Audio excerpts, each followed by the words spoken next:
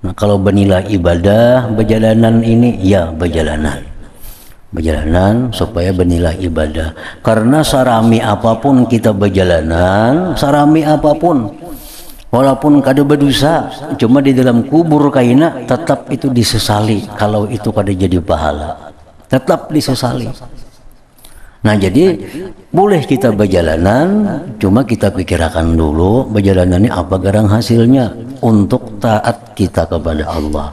Adakah perjalanan ini membuang-buang duit saja?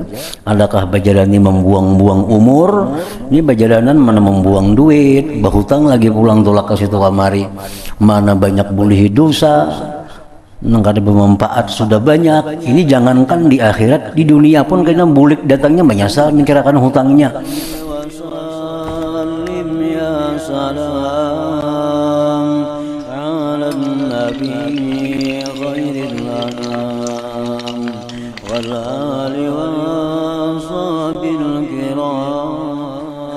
Bismillahirrahmanirrahim.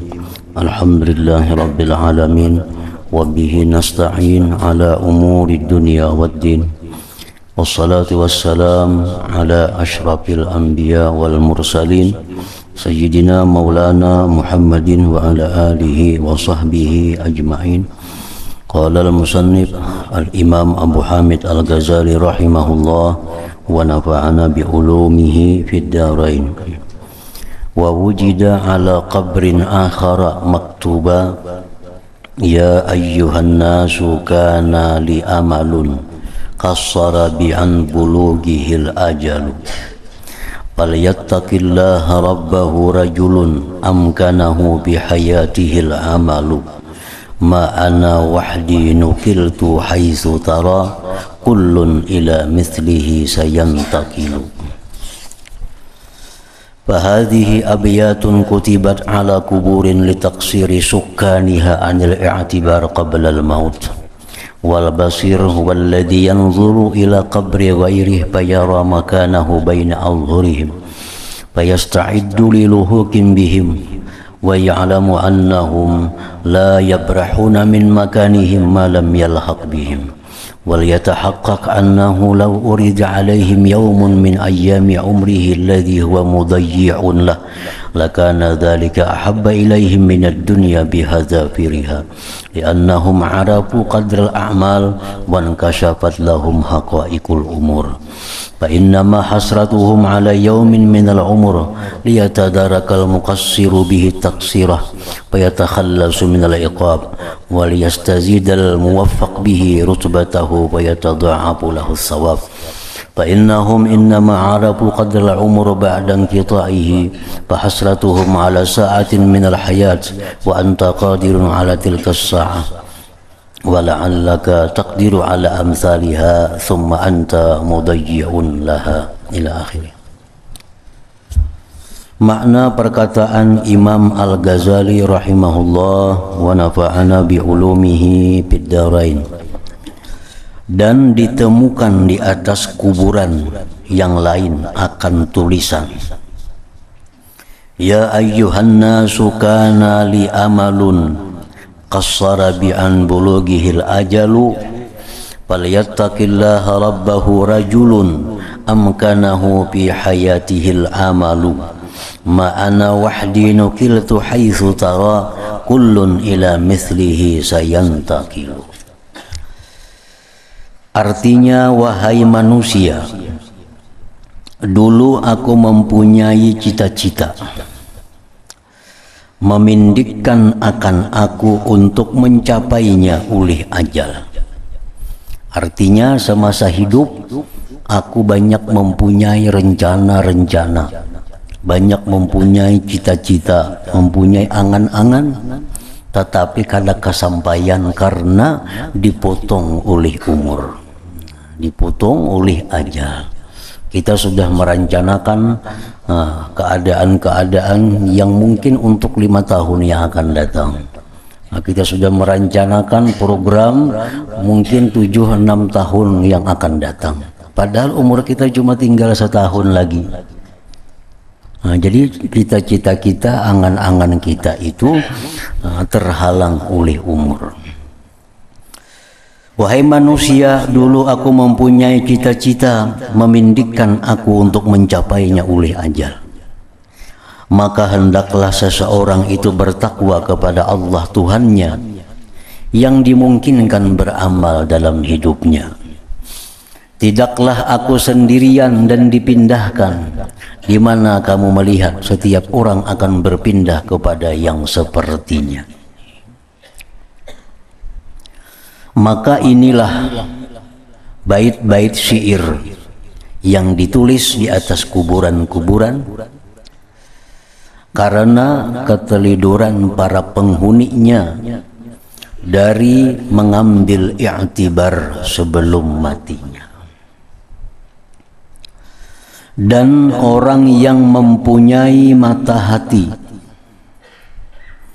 adalah orang yang melihat kepada kuburan orang lain, maka ia melihat tempatnya di tengah-tengah mereka. Artinya orang yang mempunyai mata hati apabila melihat kuburan, maka mereka melihat di tengah-tengah itulah nanti aku ditempatkan orang bersama dengan mereka itu. Orang yang mempunyai mata hati, orang yang bila melihat kuburan, maka dia beranggapan aku akan dikuburkan di tengah-tengah mereka itu. Maka ia melihat tempatnya di tengah-tengah mereka, lalu ia bersiap-siap untuk menyusul mereka. Dan ia meyakini bahwa mereka senantiasa di tempat mereka selama ia belum menyusul mereka. Kita yakin bahwa orang-orang yang dikubur itu kada akan pindah sebelum kita datang menyusul mereka. Nah, mereka yang di kuburan itu kada akan berpindah ke tempat lain sebelum kita datang menyertai mereka. Artinya mereka yang dikubur itu setia menunggu kita kapanpun mereka menunggu, kada akan meninggalkan kita sampai kita datang menyusul mereka. Dan hendaklah ia yakin bahwa jikalau ditawarkan kepada mereka penghuni kubur, ditawarkan, diberi pilihan satu hari dari hari-hari umurnya yang ia sia-siakan, niscaya yang demikian itu lebih mereka sukai daripada dunia dengan segala isinya. Andai kata orang yang dikubur itu dihidupkan, ditawari, mana hakunnya ikam hidup sehari, ikam beribadah sehari itu, lawan ditawari dunia dan isinya, niscaya mereka akan memilih sehari beribadah itu. Orang-orang dikubur tuh, nah mereka sudah melihat keadaan yang sebenarnya, merasakan yang sebenarnya. Andai kata mereka ditawarkan satu hari dari hari-hari umurnya yang ia sia-siakan, niscaya yang demikian itu lebih mereka sukai daripada dunia dengan segala isinya. Karena sesungguhnya mereka mengetahui nilai umur. Orang dalam kubur itu hanya sadar, itu melarangnya, mahalnya nilai umur itu. Dan terbuka bagi mereka orang-orang dalam kubur itu hakikat-hakikat perkara. Maka hanya saja penyesalan mereka adalah atas suatu hari dari umur. Hanya saja penyesalan mereka adalah atas suatu hari dari umur, yang mana umur itu mereka gunakan kepada hal yang sia-sia. Agar orang yang telidur memperoleh kembali apa yang ditelidurkan, maka ia selamat dari siksaan. Dan hendaklah orang yang diberi taufik menambah tingkatannya maka akan berlipat ganda pahala baginya. Ini dalam kubur ini ada orang yang sudah selamat, ada orang yang diazab, ada orang yang diazab dalam kubur. Nah, baik orang yang diazab maupun orang yang selamat, kedua-duanya itu menyesal atas banyaknya umur di dalam dunia yang kosong, yang sia-sia dari kebaikan. Orang yang diazab ya karena mereka diazab. Sedangkan orang yang selamat itu, andai kata dia gunakan dahulu umur itu dalam hal ketaatan, niscaya derajatnya lebih tinggi lagi di sisi Allah Subhanahu wa Ta'ala. Jadi dalam kubur itu kadang ada orang yang kadang menyesal. Orang yang banyak dosa menyesal karena banyak berbuat dosa, banyak waktu terbuang-buang sia-sia. Orang yang sudah selamat pun menyesal karena andai kata dalam dunia dulu lebih banyak lagi beramal, tentu akan lebih nikmat lagi yang dihadapinya di dalam kubur itu.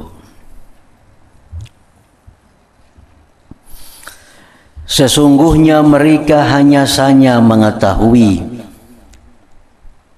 sesungguhnya mereka hanya saja mengetahui nilai umur setelah terputusnya. Memang semua nikmat itu dirasakan waktu hilangnya. Waktu kita sihat, kita menganggap sihat itu biasa. Tapi sudah sakit gigi, nah hanya merasakan kayak apa sihat. Waktu belum sakit gigi kita biasa-biasa aja, sihat tuh dikira murah, dikira biasa, kalau ada bernilai. Begitu kita sakit, nah hanyar sihat itu mahal harganya. Waktu kita kaya, kita belum merasakan nikmat Tuhan.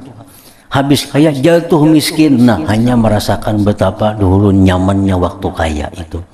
Nah demikian umur kita ini terbuang-buang sehari di tempat-tempat yang kada bermanfaat. Pada usaha nang berdosa, nang kada bermanfaat aja. Umur nang kada jadi hasil pahala. Nah, kita anggap itu satu kebiasaan, kada anggap itu satu kerugian. Nah maka sesudah kita dikubur, umur sudah habis. Nah itulah penyesalan. Maka penyesalan mereka adalah atas sesaat dari kehidupan, dan kamu mampu atas saat itu. Nah, kita ini masih mampu lagi nih. Kita masih hidup, kita masih mampu untuk menggunakan umur dalam hal yang bermanfaat. Dan kamu mampu atas saat itu. Dan barangkali kamu mampu atas beberapa kali lipat saat itu, kemudian kamu menyia-nyiakannya. Maka kukuhkanlah dirimu kepada penyesalan atas menyia-nyiakan saat itu, ketika keluarnya perkara dari usaha. Kalau sudah dalam kubur itu sudah keluar dari usaha, karena kau lagi. Karena kamu tidak mengambil bagianmu dari saatmu atas jalan segera. Nah, jadi sebenarnya waktu kita itu 24 jam ini sebenarnya kita gunakan untuk dalam keadaan taat kepada Allah. Kalau kita mau 24 jam ini bisa penuh dengan nilai taat. Pertama, waktu kita beribadah, sembahyang, baca Quran, nuntut ilmu, itu jelas sudah, itu bernilai pahala. Nah kemudian ada waktu kita, waktu lapang, nah, kita gunakan untuk makan, untuk minum.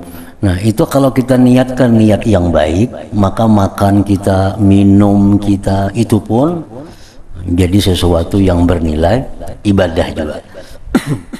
Nah, kemudian lagi waktu kita istirahat, baik istirahat apa kita istirahat. Nah istirahat itu pun supaya jadi nilai ibadah, supaya jangan disesali di dalam kubur, maka istirahat itu pun kita niatkan untuk menambah rajin, menambah sungguh tekun beribadah sesudahnya.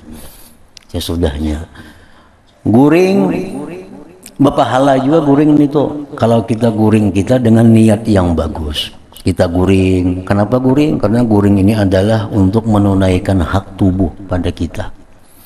Nah, guring menunaikan hak tubuh. Tubuh ini perlu diguringkan karena ada hak. Mata harus ada haknya istirahat, tubuh kita ada hak untuk guring. Jadi kita guring itu niatnya untuk menunaikan hak tubuh. Allah menyuruh kita agar setiap yang punya hak itu dibayar, ditunaikan. Nah, hak tubuh kita guring termasuk diantaranya. Nah, bila kita guring, kita niatkan guring itu untuk menunaikan hak tubuh yang ada pada diri kita, ditambah lagi dengan guring ini kita bangunnya agar sihat, agar nyaman untuk taat kepada Allah, maka sekian jam, 2-3 jam, 4 jam kita guring, itu jadi guring yang bernilai ibadah. Jadi kita kawas sebenarnya kalau mempunyai ilmu dan mau mengamalkan ilmu itu, kadang-kadang sebenarnya waktu kita itu nang disesali lagi di dalam kubur. Kadang-kadang lagi umur kita nang disesali di dalam kubur itu. Jadi artinya berjalan itu berpikir bujur. Nah, berjalan ini apa garang tujuannya nih? Tujuannya apa? Jadi bernilai ibadah kah, jadi kada kah? Nah, kalau bernilai ibadah perjalanan ini ya perjalanan supaya bernilai ibadah.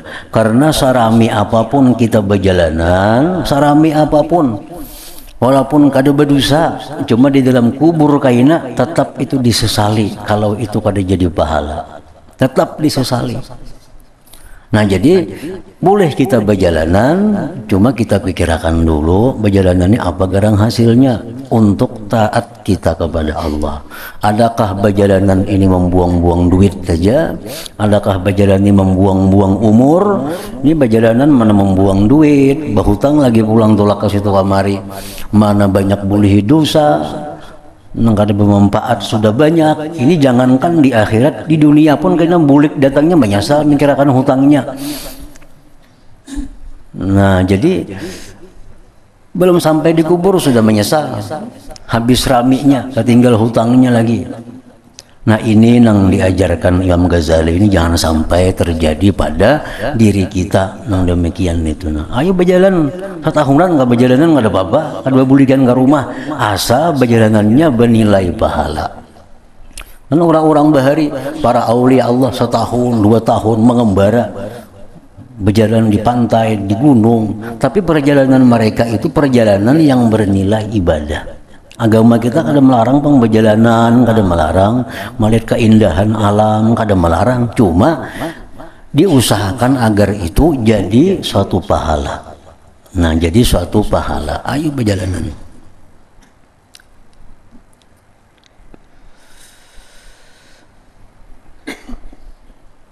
Dan barangkali kamu mampu atas beberapa kali lipat saat itu, kemudian kamu menyia-nyiakannya. Jadi artinya kada mesti mengurangi guring, kada mesti mengurangi makan, kada mesti mengurangi perjalanan, tetap aja cuma diatur kayak apa supaya makan ini jadi nilai pahala, guring itu supaya nilai pahala, perjalanan itu supaya nilai pahala. Maka kukuhkanlah dirimu kepada penyesalan atas menyia-nyiakan saat itu karena keluarnya perkara dari usaha, karena kamu tidak mengambil bagianmu dari saatmu atas jalan segera. Maka sebahagian orang-orang yang saleh berkata, saya melihat saudaraku di jalan Allah. Saudaraku di jalan Allah itu artinya orang nang badang sanak angkatan. Tapi badang sanak angkatannya itu semata-mata karena Allah. Disebut di dalam agama al-ukhuwah fillah. Artinya persaudaraan di jalan Allah. Ini ada orang itu dekat dengan seseorang karena usaha. Nah, karena sama-sama berusaha jadi dekat. Nah, ini kedekatan orang ini bilang kayak badang sanak sudah. saruntung kemana-mana. Tapi ini bukan karena Allah, ada kepentingan duniawinya. Nah ini bukan termasuk ukhuwah fillah. Nah, jadi orang ini dalam mimpi bertemu dengan saudara angkatnya, saudara angkat nang fillah, saudara angkat nang di jalan Allah. Bermimpi di situ. Selalu saya berkata, wahai si fulan. Lalu saya berkata, wahai fulan, kamu hidup, alhamdulillahirabbil alamin. Nah, padahal si fulan ini sudah meninggal dunia orangnya, dan sanak angkat ini sudah meninggal dunia. Tapi termimpi, nang hidup ini bermimpi, ika masih hidup kah? Alhamdulillah. Jarang bermimpi nih. Saudaraku berkata, nang saudara berkata, nang sudah mati nih, berkata, sungguh aku mampu mengucapkannya, yakni alhamdulillahi rabbil alamin. Itu adalah aku sukai daripada dunia dan seisinya. Andai kata tuh aku hidup, kawa mengucapkan, mampu mengucapkan sekali alhamdulillahi rabbil alamin, itu lebih aku sukai daripada aku dapat dunia dan isinya. Kenapa? Karena inya sudah mati, tahu kayak apa ganalnya pahala yang diberikan Allah kepada orang yang mengucap alhamdulillahi rabbil alamin. Sedangkan inya sudah mati, kada ada lagi nilainya mengucap itu. Kan orang sudah mati itu sudah habis taklif, sudah habis perintah Allah, sudah habis larangan Allah kepadanya. Apapun yang dikerjakan orang yang sudah mati itu dalam alam arwah itu kada ada bernilai pahala lagi baginya. Nah jadi ujarnya mengucap alhamdulillah itu pahalanya lebih baik daripada dunia dan isinya. Kemudian saudaraku terus berkata, apakah kamu tidak tahu di mana mereka mengebumikanku?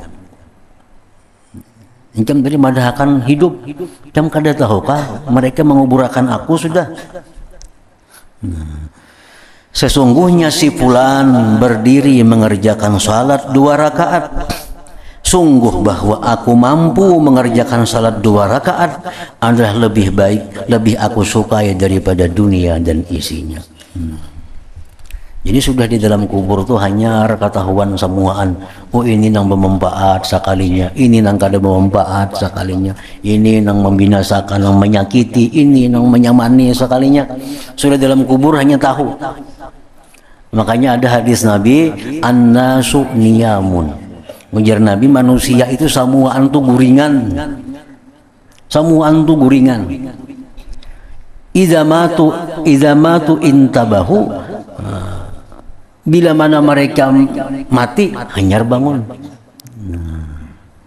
Mereka sudah masuk kubur, hanyar bangun, hanya sadar. Oh sekalinya mengucap alhamdulillah itu ganal bana pahalanya.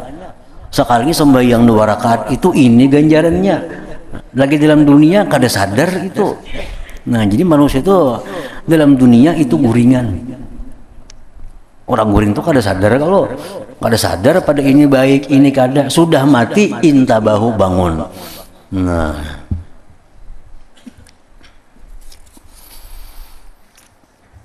penjelasan tentang perkataan-perkataan mereka ketika kematian anak. Berhaklah bagi orang yang meninggal dunia anaknya atau kerabatnya bahwa ia menampatkannya tentang mendahuluinya daripadanya pada kematian tempat sesuatu jikalau keduanya dalam bepergian, lalu anaknya mendahuluinya ke negeri yang menjadi tempat tinggalnya dan tanah airnya. Jadi artinya manusia ini, kita semuanya adalah musafir. Musafir. Kalau ada anak kita yang mati atau pula kita yang mati, anggaplah inya bulik berdahulu ke kampungnya, karena kita di belakang.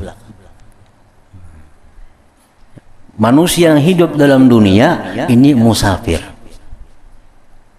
Kadang-kadang aslinya kita ini penduduknya kadang-kadang aslinya samuan bulikan kena. Ya, masalah ada yang tadahulu, ada yang tadudi itu aja. Jadi bila anak itu meninggal dunia, kerabat meninggal dunia, ujar Sidin yakini ingin itu berdahulu balik ke kampung karena kita menyusul.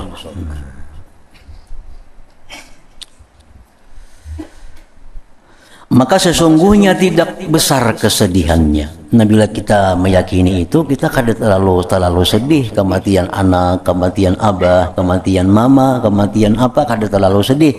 Kalau kita meyakini bahwa ini bulik berdahulu.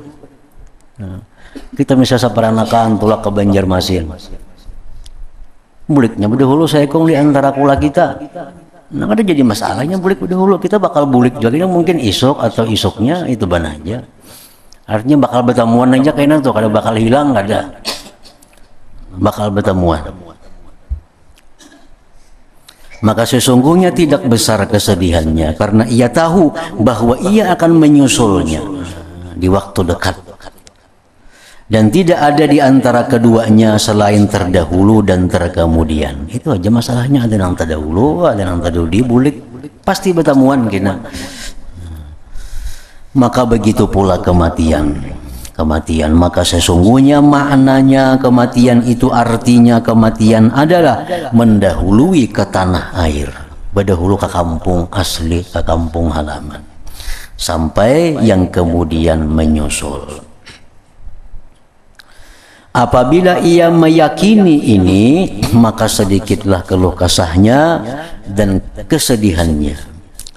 Lebih-lebih telah disebutkan tentang kematian anak daripada pahala yang dapat menghibur setiap orang yang terkena musibah dengannya. Jadi semakin ringan kesedihan. Satu meyakini ini berdahulu bulik. Kayaknya bertemuan aja kada apa-apa. Nah, itu mengurangi sedih juga. Yang kedua ditambah lagi dihibur oleh Allah melalui hadis Nabi, pahala-pahala yang besar bagi orang yang sabar menghadapi kematian anaknya. Rasulullah sallallahu alaihi wasallam bersabda, la an uqaddima siktan ahabbu ilayya min an ukhallifa mi'ata farisin kulluhum yuqatilu fi sabilillah. Artinya sungguh aku mendahulukan anak yang keguguran, anak yang masih halus maksudnya. Itu lebih aku sukai daripada meninggalkan 100 orang anak penunggang kuda yang semuanya berperang di jalan Allah. Kita nih besi anak halus meninggal dunia. Itu lebih baik bagi kita daripada kita mati bertinggal anak dewasa 100 orang nang ke 100-nya pejuang fisabilillah. Kan kada gampang kok mendidik orang bisi anak 100 saja bilang kada ada manusia. Nah, ini bisi anak 100 dan semuanya pulang mujahid fisabilillah. Lebih baik kita kematian anak nang halus itu, artinya pahalanya. Nah, ini mungkin mengurangi juga kesedihan orang nang kematian anak halus itu. Hanya saja anak yang keguguran disebutkan sebagai peringatan dengan yang lebih rendah atas yang lebih tinggi. Kalau tidak, maka pahala itu menurut kadar tempat anak dari hati. Makin kita sayangi anak itu, mati makin ganal pahalanya. Makin kita cintai anak ini, inya mati, makin ganal pahalanya. Ini misalnya anak nih 2, nang saya kong kita sayangi benar, nang saya kong kada seberapa, mati nang kada seberapa tuh kita kata kada ganal pahalanya. Kenapa? Karena kita kata sayang juga lawan inya.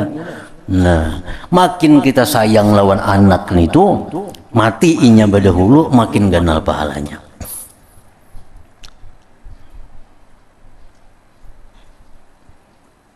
Anak tuh imbah lahir, mati. Itu siktan tadi, imbah lahir mati. itu sudah pahalanya lebih disukai Nabi daripada meninggal anak 100 nang pejuang fisabilillah. Padahal anak nang begitu lahir tuh mati itu masih kurang kita sayangnya, karena belum rame lagi. Ketimbang anak nang sudah umur 2 tahun, 3 tahun, nang bisa bauko, bisa bagaya, mah rame bener itu. Bisa mengiau abah, bisa mengiau mama, matiin itu. Nah itu pahalanya lebih ganal lagi daripada bertinggal orang mujahid 100 orang tadi. Itu Nabi mencontohkan dengan yang paling rendah. Dengan paling rendah. Anak mbak lahir, bukan beberapa menit mati. Kada seberapa sayang lagi. Paling umahnya bana kasihan melahirkan gitu. Kalau anaknya kada seberapa, belum ada kasih sayang.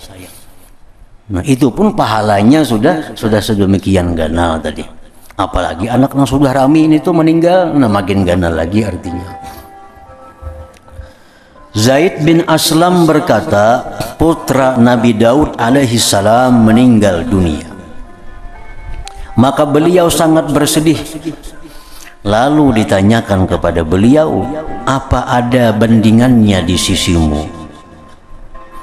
Anak pian yang meninggal itu adalah bandingannya. Nabi Daud menjawab, sepenuh bumi amas kada kau rupakan anakku itu yang meninggal itu. Dikatakan kepada beliau, maka sesungguhnya bagimu dari pahala kelak di akhirat seperti yang demikian itu. Makin disayang anak itu, anak yang meninggal ini makin disayang, makin ganal pahalanya kalau dia berdahulu meninggalkan orang tuanya. Rasulullah sallallahu alaihi wasallam bersabda, la yamutu li ahadin minal muslimin thalathatun minal walad fayahtasibuhum illa kanu lahu junnatan minan nar. Artinya Rasulullah bersabda, tidaklah meninggal dunia 3 orang anak seseorang dari kaum muslimin lalu ia mengharap pahala dengan kematian mereka, melainkan anak-anak itu menjadi perisai dinding baginya dari neraka. Begitu malaikat azab nak membawa ke neraka nih abahnya, anak-anaknya itu mendinding menjadi perisai. Jangan bawa abahku ke neraka, karena abah sabar waktu kami meninggal dunia. Menjadi kekanakan nih. Cuma bertiga maka anaknya. Nang mati ini 3 ikung maka.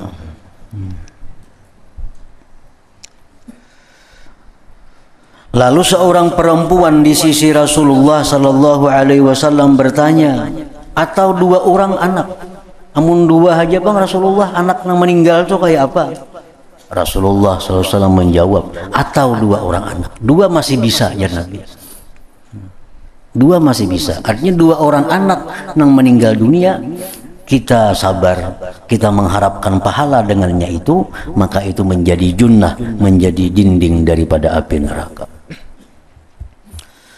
Dan hendaklah orang tua itu mengikhlaskan doa untuk anaknya ketika meninggal dunia, karena itu adalah doa yang lebih diharapkan dan lebih dekat kepada dikabulkan. Doa orang tua terhadap anaknya itu lebih dekat kepada dikabulkan. Muhammad bin Sulaiman berdiri di atas kuburan anaknya. Lalu ia berdoa, ya Allah, sesungguhnya jadilah aku mengharapkan Engkau baginya dan takut kepadamu atasnya. Maka penuhilah harapanku dan amankanlah ketakutanku.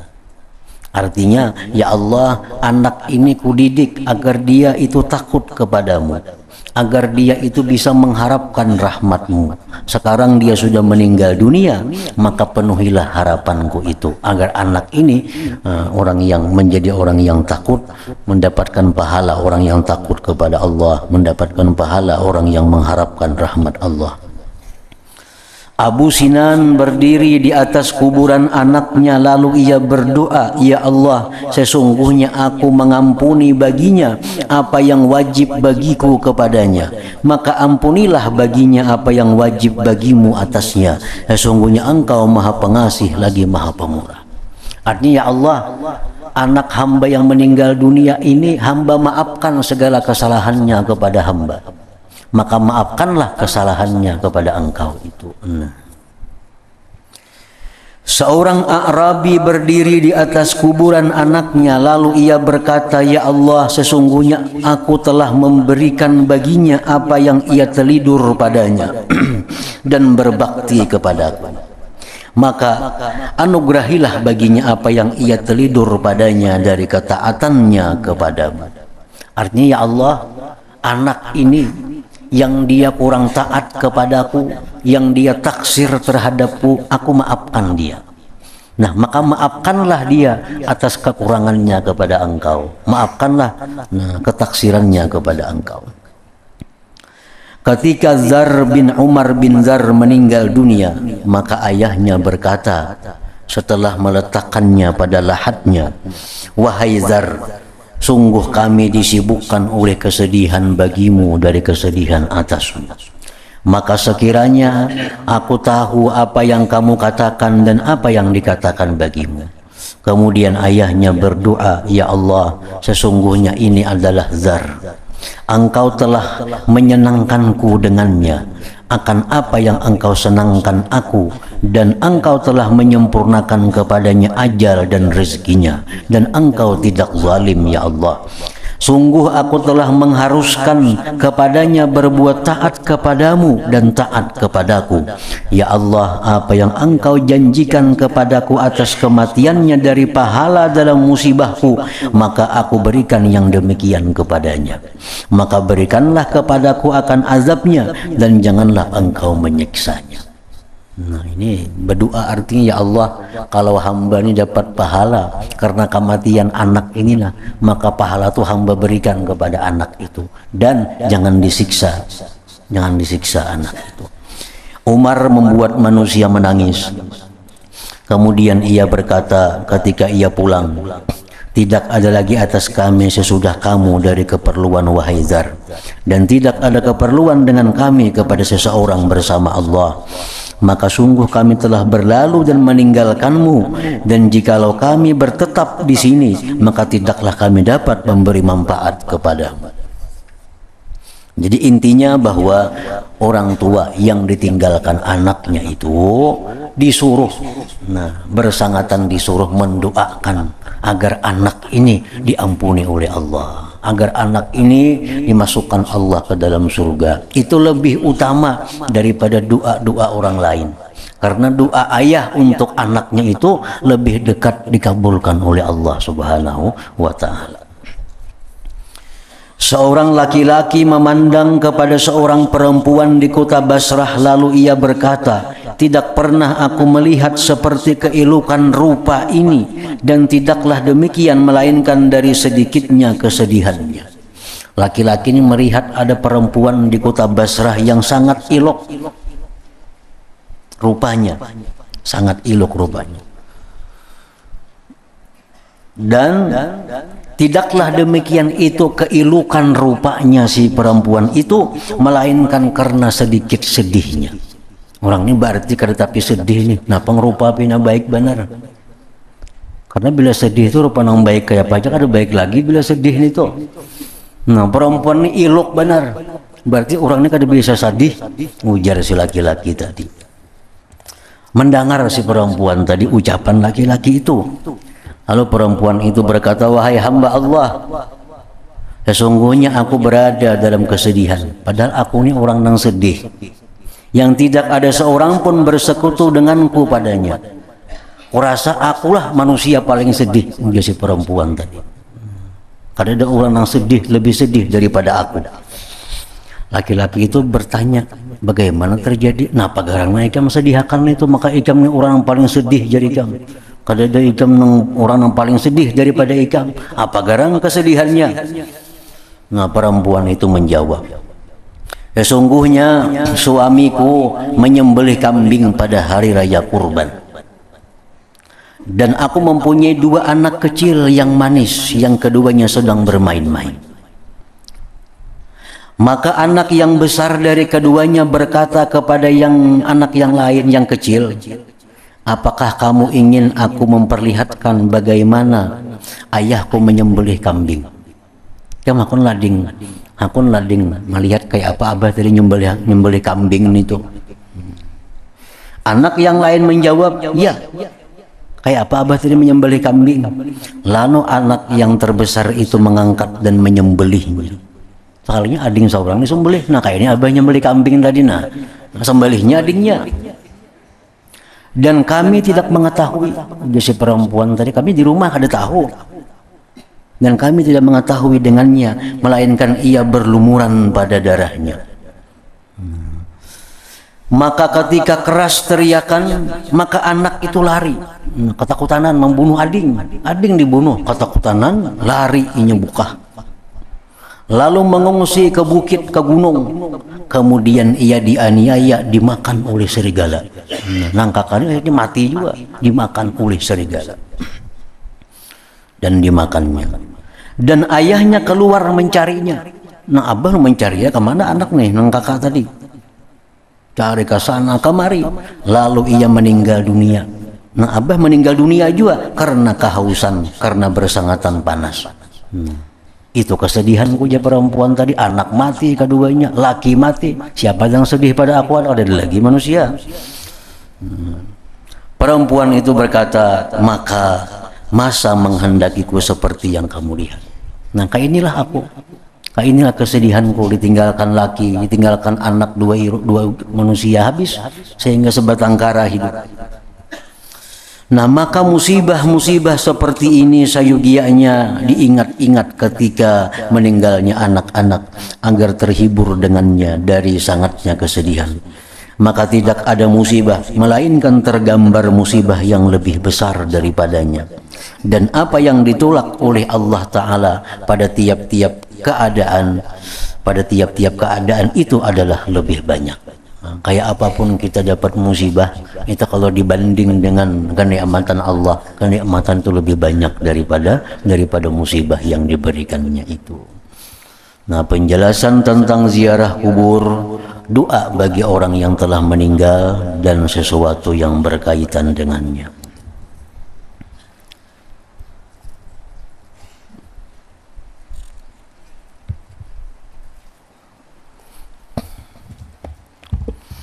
Afdalul dzikri fa'alam annahu la ilaha illallah Muhammadur Rasulullah, la ilaha illallah Muhammadur Rasulullah, la ilaha illallah Muhammadur Rasulullah, la ilaha illallah, la ilaha illallah, la ilaha illallah, la ilaha illallah, la ilaha illallah. Allahu Allah, Allahu Allah, Allahu Allah, Allahu Allah, Allahu Allah, Allahu Allah, Allahu Allah, Allahu Allah, Allahu Allah, la ilaha illallah Muhammadur Rasulullah, la ilaha illallah Muhammadur Rasulullah, la ilaha illallah Muhammadur Rasulullah, la ilaha illallah. Al-Fatihah. Iyyaka na'budu wa iyyaka nasta'in.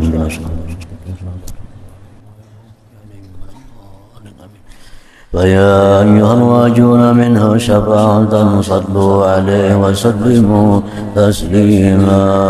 اللهم صل وسلم